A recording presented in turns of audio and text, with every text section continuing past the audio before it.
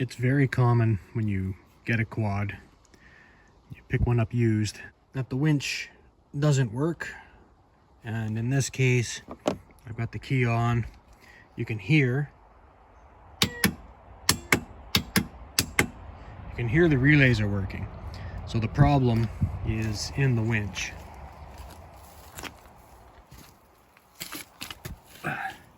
So one of the things you can do is make sure you got your contacts are good by turning these, and just the abrasion will make sure the contacts are good. But in this case, when I hit the relays, or when the relays are clicking, you can hear them whine. So they're drawing power, but the motor is not turning. So chances are the brushes are stuck on the motor.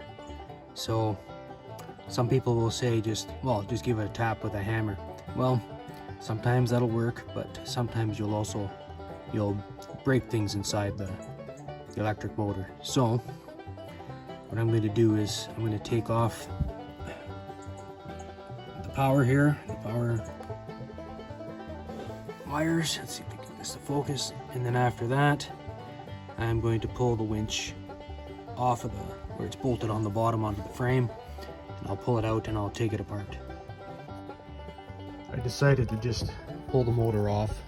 It was too hard to get at the bolts at the bottom of the winch to take it off where it was bolted onto. You can see the corrosion, and I'm gonna try and tap these out. They're pretty stiff and corroded in there, but I want to take this right apart and clean it, see what's going on. This thing is really dirty.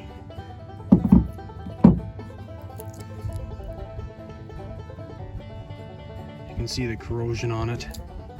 I can barely get this to turn if I grab the top with vice grips. I'm gonna have to get that to turn so I can clean it. There's probably a bushing in the bottom. It's probably rusted up inside. So I'll see if I can't get it apart and clean it up. So it's getting there. You can see the difference. I'm gonna keep scrubbing at it till I get it pretty clean.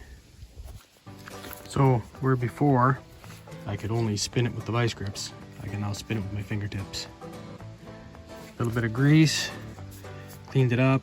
I'm gonna put it back together, and when I do, I'm gonna put a little bit of marine silicone along that lip there, because I think that's where the moisture's coming in. But I'll seal it. So on this piece and on both ends of this.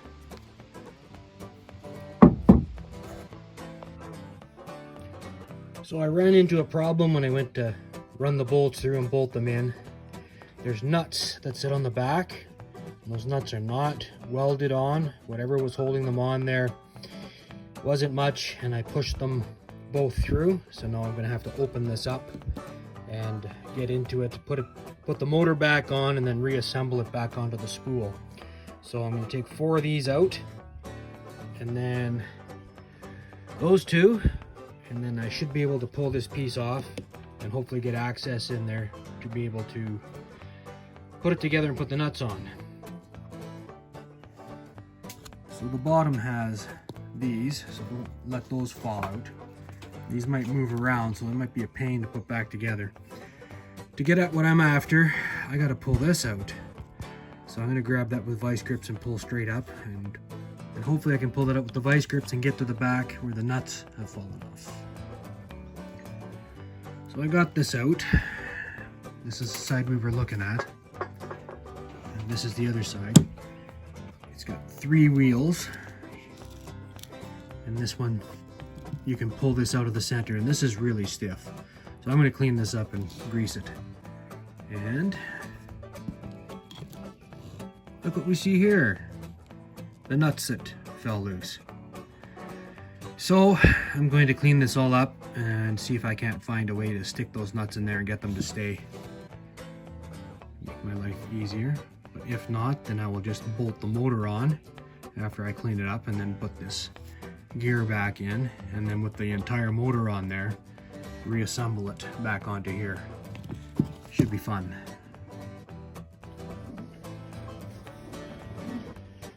All right, so we got this pushed back together, and those nuts I held with my thumb, and I turned that with my fingers. So now I'm just gonna put some marine silicone around those seals, because there's nothing other than metal to metal, or metal to plastic in this case, on this end, sealing it. And then once I get that tightened up, I'll grease up the gears and slide the gears back in.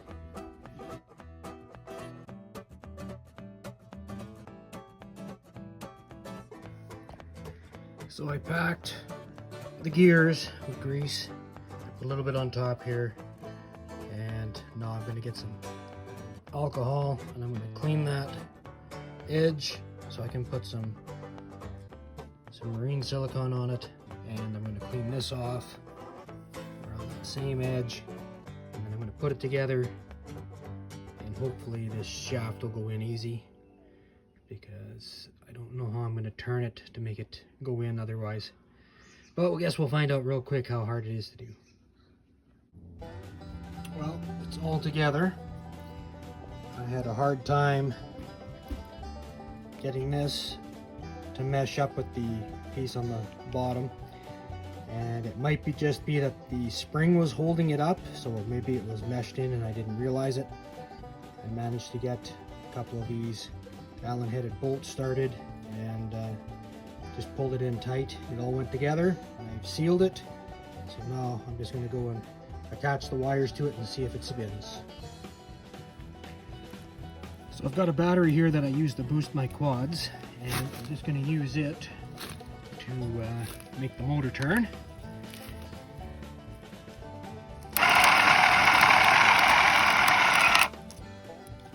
So there we go. I just have to mount it, but I'm going to mount it after I mount a snowplow onto this machine. So I need it out of the way while I do that. But there we go. It was a real pain to put back together, but you know, for the couple hours it took for me to do this, you know, it saved me a lot of money buying a new one.